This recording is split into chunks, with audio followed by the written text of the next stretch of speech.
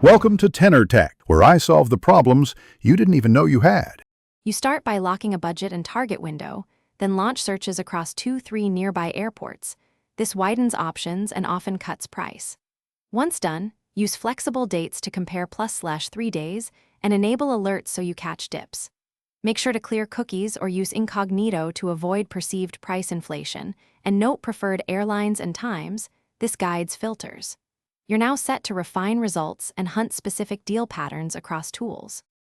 You now compare results across at least 3 search engines and the airline site. This reveals discrepancies in base fare versus fees and shows where rewards apply. Try piecing one-way tickets from different carriers or a multi-city routing. Sometimes 2 one-way fares beat a round trip.